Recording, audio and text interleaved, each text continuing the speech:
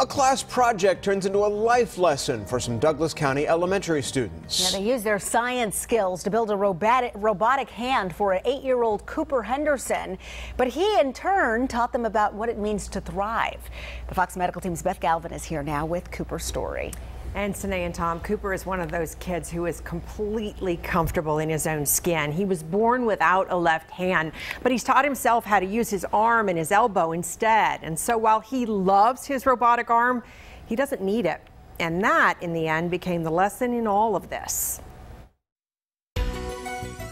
Cooper came to visit you guys today. Surrounded by a classroom of budding engineers. You probably recognize something Cooper's wearing. 8-year-old Cooper Henderson shows off the 3D hand they've spent months designing and building just for him. He wanted a stormtrooper arm, and we wanted to make it light up. I like that one. This began as a lesson in giving back. Last fall, Matt Nomans, 10 and 11-year-old STEM students here at Bill Arp Elementary, heard about Cooper, a third grader at another Douglas County school born without a left hand. So they asked if they could use their skills and their school's high-tech printer to make a robotic hand for Cooper. It was interesting. And it was challenging. Making sure that it was right for his size, that it was interesting to him, that it was something that he wanted to wear. So the STEM students divided up the tasks and got to work. We got on Fusion 360 and we started designing his arm, and we took measurements of his arm to see what size would fit correctly. Once they had their plans, the 3D printer took over, laying down melted plastic one layer after another to create this. I like that it lights up and that I can pick up stuff with my left hand. But there was another lesson here, not in science or engineering, but in the human spirit. Because as grateful as Cooper Henderson is for his artificial hand, I was like, I'm already used to having, like, not having a hand.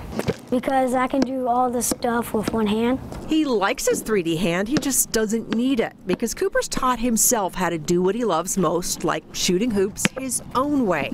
Showing the kids that you don't need two hands if you have heart. It teaches me that just like to be brave, that you can be like brave. You don't have to have the same as other people. And Cooper Henderson likes playing by his own rules, doing things a little differently, in his own quiet way, teaching all of us a lesson in living without limits. And Cooper uses his robotic arm for things like picking up a cup, but it's not really flexible enough for him to play basketball with it, so the STEM students may go back to the drawing board and see if they can help design and build something that would help his basketball game, but he looks like he's doing pretty well, yeah. I gotta say, without it. Absolutely, absolutely. And what a great, experience, not only for Cooper, but for his classmates, Yeah, too. to be able to design that thing, that was incredible. Very impressive. Awesome. Thank you, Beth.